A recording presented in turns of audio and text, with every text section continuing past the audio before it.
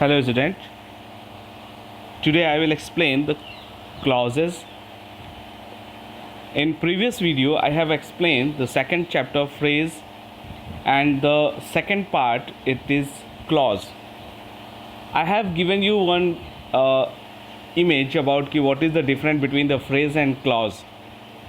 You just understand there phrase जो phrase होता है वो विदाउट सब्जेक्ट होता है, लेकिन क्लॉज में सब्जेक्ट और ऑब्जेक्ट दोनों ही चीज़ें होती हैं और क्लॉज एक प्रॉपर मीनिंग भी देता है। जैसे फॉर एग्ज़ाम्पल अगर आप देखें तो यहाँ पे first sentence my uncle gave me a gold chain, तो यहाँ पे गोल्ड चेन जो है वो फ्रेज़ है और my father gave me a chain which was made of gold, that is a clause. Phrase और क्लॉज में यही डिफरेंस है कि फ्रेज़ में सब्जेक्ट वर्ब नहीं होता है, लेकिन क्लॉज में सब्जेक्ट और वर्ब भी होगा और एक प्रॉपर मीनिंग भी देगा वो। So now the definition, a group of words that form a part of a sentence and has a subject and a finite verb is called a clause। जिसमें subject और verb हो उसको हम clause बोलेंगे। Types of clause, अगर हम देखें कितने टाइप्स के क्लॉज होते हैं तो there are two types. First is a main और इंडिपेंडेंट और प्रिंसिपल क्लॉज, जो मेन क्लॉज है हमारा। सेकंड होता है सबऑर्डिनेट और डिपेंडेंट क्लॉज। जैसे फॉर एग्जांपल डिपेंडेंट मतलब किसी सेंटेंस के ऊपर उस सेंटेंस की निर्भरता हो, डिपेंड करता हो वो। जैसे Vicky drives to work early so that he can avoid being late. Vicky जो है वो काम पे जाने के लिए जल्दी से ड्राइव करता है अपने कार को, ठीक है, जिससे कि सो दैट जिससे कि he can avoid being late, जिससे कि वो लेट ना हो सके। तो यहाँ पर अगर विकी जो है वो ड्राइव ही अच्छे से नहीं करेगा तो वर्क पे लेट नहीं पहुँचेगा, ठीक है। अगर ड्राइव अच्छे से करता है तो वर्क पे लेट नहीं पहुँचेगा। अगर ड्राइव लेट से करता है मतलब स्लो गाड़ी चलाएगा तो वो अपने वर्क प्लेस पे लेट पहुँचेगा। तो फर्स्ट सेंटेंस जो है that is the principal clause and second sentence is a dependent या सबऑर्डिनेट क्लॉज। कि अगर फर्स्ट वर्क नहीं होगा तो सेकंड वर्क नहीं होगा, तो फर्स्ट वर्क को प्रिंसिपल क्लॉज बोलेंगे और सेकंड वर्क को जो डिपेंडेंट है उसको डिपेंडेंट क्लॉज या सबऑर्डिनेट क्लॉज बोलेंगे। A clause that has a subject and a finite verb and makes a complete sense itself is called main or independent or principal clause। कि जिसमें subject और verb हो और उस कंप्लीट सेंस देता हो उसको हम क्लॉज बोलेंगे। और ये जो होते हैं ये मेन क्लॉज, डिपेंडेंट, इंडिपेंडेंट और प्रिंसिपल क्लॉज के टाइप्स में डिवाइड होते हैं। देखते हैं क्या होते हैं। नाउ जो क्लॉज होते हैं that is the subordinate clause जो होते हैं वो तीन तरीके के होते हैं। पहला नॉन क्लॉज, दूसरा एडजेक्टिव क्लॉज और तीसरा एडवर्ब क्लॉज। तो मैंने आपको पहले पार्ट्स ऑफ स्पीच में नाउन, एडजेक्टिव, एडवर्ब बताया हुआ है कि what is the noun, what is adjective, what is adverb. अब उसको क्लॉज में हमको अंडरस्टैंड करना है कि एक ऐसा सेंटेंस जिसमें सब्जेक्ट भी हो, वर्ब भी हो और वो एज अ नाउन फंक्शन करता हो। नाउन किसको बोलेंगे? Any naming word, it is a called noun. उसी तरह एडजेक्टिव जो होता है जो क्वालिटी शो करता हो, क्वालिटी बताता हो, उसको एडजेक्टिव बोलते हैं। तो क्लॉज में भी हम देखेंगे कि एक ऐसा सेंटेंस हो जिसमें सब्जेक्ट हो, वर्ब हो और वो एडजेक्टिव के जैसा वर्क करता हो लेकिन सबऑर्डिनेट के रूप में, नॉट अ मेन। फिर एडवर्ब, एडवर्ब क्या करता है? ये क्वालिटी ये भी शो करता है, तो ये नाउन, प्रोनाउन, एडजेक्टिव, एडवर्ब इन सब की क्वालिटी को शो करता है। सो नाउन क्लॉज देखते हैं। A clause which act as a noun in a sentence is called a noun clause. जैसे David knew that he would qualify, तो ही वुड क्वालिफाई ये आपका नाउन क्लॉज के जैसे यूज़ हो रहा है। अगर हम पूछे कि नाउन क्लॉज कैसे फाइंड करना है, to ask the question what, David knew is the main clause, क्योंकि उस पर कोई भी डिपेंडेंट या सबऑर्डिनेट का असर नहीं पड़ेगा। अगर हम कोई भी सेंटेंस आगे नहीं लिखे, जैसे कि वो लिखे डेविड न्यू, तो हमारा सेंटेंस प्रॉपर मीनिंग दे रहा है और किसी पे डिपेंडेंट भी नहीं है कि डेविड को पता है। तो a noun clause can act as a subject, an object और अ कम्प्लीमेंट। जो नाउन क्लॉज होता है वो सेंटेंस में सब्जेक्ट के रूप में भी वर्क करता है, ऑब्जेक्ट के रूप में भी वर्क कर सकता है, या एक कम्प्लीमेंट जो सेंटेंस को पूरा करते हैं उसके रूप में भी वो यूज़ हो सकता है. Okay, now here some sentences are given. A noun clause begins with the words that, how, what, when, where, whether, if, which, who and why. ये बहुत इंपॉर्टेंट है, ये पॉइंट आपको नोट डाउन कर लेना है कि जो नाउन क्लॉज होगा वो हमेशा स्टार्ट किससे होगा, इन वर्ड्स के साथ. जैसे देखते हैं एग्जाम्पल. माई मम asked me whether I had prepared for my exams.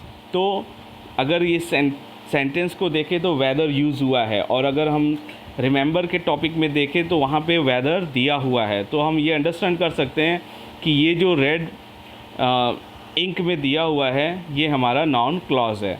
I knew when the teacher would come. तो when the teacher would come that is a noun clause. Our teacher wondered why students were absent. तो why students were absent ये हमारा noun clause हो गया. The mechanic says that the fan will not work. तो that the fan will not work ये हमारा noun clause हो गया. Now that is your exercise. Supply suitable noun clauses to complete the sentence. The teacher believed. अब यहाँ पे आपको sentence fill करना है और इसमें आपको noun clause ही fill करना है. तो noun clause start कैसे होता है, ये जो कुछ words दिए हुए हैं that, how, what, when, whether it, if, which, who and why, इससे आपको इस सेंटेंस को बनाना है. तो यहाँ पे अगर हम लिखते हैं the teacher believe that students attended class regularly. तो यहाँ पे हमारा ये सेंटेंस दैट से नाउन क्लॉज में कन्वर्ट हो जाएगा और ये हमारा सेंटेंस पूरा हो जाएगा. डू यू नो, अगर हम इस सेंटेंस को देखें second, do you know where I live.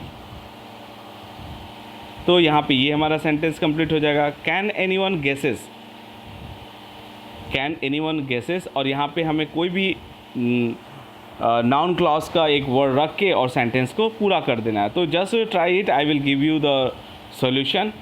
Okay, now the adjective clause. A clause that acts as an adjective in a sentence is called an adjective clause. Adjective clauses modify a noun और pronoun. ये noun और pronoun दोनों को क्या करता है, modify करता है. It begins with a relative pronoun. ये किससे स्टार्ट होगा, रिलेटिव प्रोनाउन से, दैट, हु, विच, हुम और whose. It also begins with relative adverb, when, where and why. तो इस सब से ये स्टार्ट होगा. अब देखते हैं सेंटेंस में. The girl who came today is my sister. तो एडजेक्टिव इसको कैसे हम कहेंगे, क्योंकि ये क्वालिटी शो कर रहा है, रिलेशन शो कर रहा है. That is the girl is my sister, वही लड़की जो मेरी सिस्टर है. हु केम टुडे, वो आज आई. The boy whom you met is my friend. तो यहाँ पे who you met that is a adjective clause. The girl whose mother is a teacher has come here. So whose mother is an adjective clause. So now here given some pronouns to be used for different categories. जैसे living के लिए हम who, whom, whose use करेंगे. फिर non living के लिए which, that, of which, were, where, ये सारे वर्ड्स जो होते हैं हम यूज़ करते हैं. लिविंग एंड नॉन लिविंग दोनों के लिए हम that यूज़ करते हैं. फिर नेक्स्ट आपका एक्सरसाइज है, that is G, page number 19 is given. Use suitable adjective clause in the following sentence. The book belongs to my friend. अब यहाँ पे डैश है बीच में, आपको ऐसे वर्ड्स यूज़ करना है. लिविंग है, नॉन लिविंग है, तो the book is a non living. Which, that, और विच और वेयर से आपको सेंटेंस क्रिएट करना है, बनाना है. Next adverb clause. An adverb clause describes the verb in the subordinate clause. क्या कह रहा है ये कि एडवर्ब क्लॉज जो है वो डिस्क्राइब करेगा वर्ब को, किस में, सबॉर्डिनेट क्लॉज में. It acts like an adverb in a sentence and modifies an adjective, adverb और वर्ब. इस सब को ये क्या करेगा, मॉडिफाई करेगा. Adverb clauses begins with words such as after, although, because, before, if, then, until, when, while. ये words आपको लिख लेना है जिससे कि आपको शॉर्ट नोट्स में कि एडजेक्टिव में क्या यूज़ हो रहा है, नाउन क्लॉज में क्या यूज़ हो रहा है, एडवर्ब क्लॉज में कौन सा वर्ड यूज़ हो रहा है, तो आपको अंडरस्टैंड करने में और फाइंड करने में बहुत इजी हो जाएगा कि कैसे ये वर्क कर रहा है। Now here some tables are given. First we have seen, second is a function of adverbial clauses, linking verb examples, जैसे टाइम के लिए हो तो व्हेन यूज़ करेंगे, प्लेस के लिए हो तो वेयर यूज़ करेंगे, रीज़न एंड कॉजेज़ हो तो एज या बिकॉज यूज़ करेंगे, कंडीशन हो तो इफ़ या अनलेस यूज़ करेंगे, इफ़ेक्ट या रिज़ल्ट हो तो दैट यूज़ करेंगे, मैनर हो तो एज या एज इफ़ यूज़ करेंगे। तो अगर टाइम के लिए हम देखें when, I came when student were about to leave, तो यहाँ पे टाइम को रिप्रेजेंट कर रहा है। Place where, you may sit where you like, तो जहाँ आपको बैठने के लिए पसंद करना है तो प्लेस आपको फाइंड करना है। रीज़न एंड कॉजेज एज या because, my father will not attend the meeting as या because he is out of the city. फिर नेक्स्ट कंडीशन, कंडीशन के लिए इफ़ या अनलेस यूज़ करेंगे। I shall help you if you behave yourself, तो यहाँ पे condition को इफ़ और अनलेस से हम रिप्रेजेंट करते हैं। इफ़ेक्ट या रिज़ल्ट को हम दैट से रिप्रेजेंट करते हैं, जैसे we are so happy that we want to celebrate the occasion, तो ओकेज़न को सेलिब्रेट करने का कोई रीज़न होगा, इफ़ेक्ट होगा या कोई रिज़ल्ट आया होगा, तो वहाँ पे हम दैट का यूज़ करेंगे। मैनर के लिए एज या एज इफ़ हम यूज़ करेंगे। My friend acted well as he does usually, he acted as if he were happy, तो यहाँ पर ये मैनर को रिप्रेजेंट कर रहे हैं दोनों। Now the next exercise is given H, complete the sentences with suitable adverb clauses.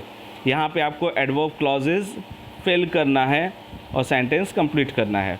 Now complete the conversation using the words who, which और दैट। यहाँ पर पेज नंबर 20 पे ये आपका होमवर्क रहेगा जो आपको कंप्लीट करना है और मुझे सेंड करना है। बहुत कम लोग मुझे व्हाट्सअप कर रहे हैं answers, that is not a good thing. Now the next J, complete the information in these news item, make the sentences in brackets into an adjective clause, begin each sentences with the one has been done for you। एक आपको example यहाँ पे करके दिखाया गया है कैसे आपको लिखना है, जैसे a boy has won a trip to Goa, he won the story writing contest. तो अब आपको क्या करना है, ये हो गया, अब इसको आपको पुट करना है सेंटेंस में, दो सेंटेंस को एक में रखना है। The boy who won the story writing contest has won a trip to Goa. ठीक है, ये आपका सेंटेंस प्रॉपर हो जाएगा। फिर नेक्स्ट है an old man and women lived in the house before we did they wrote this book. तो यहाँ पर आपको सेंटेंस को कंप्लीट करना है।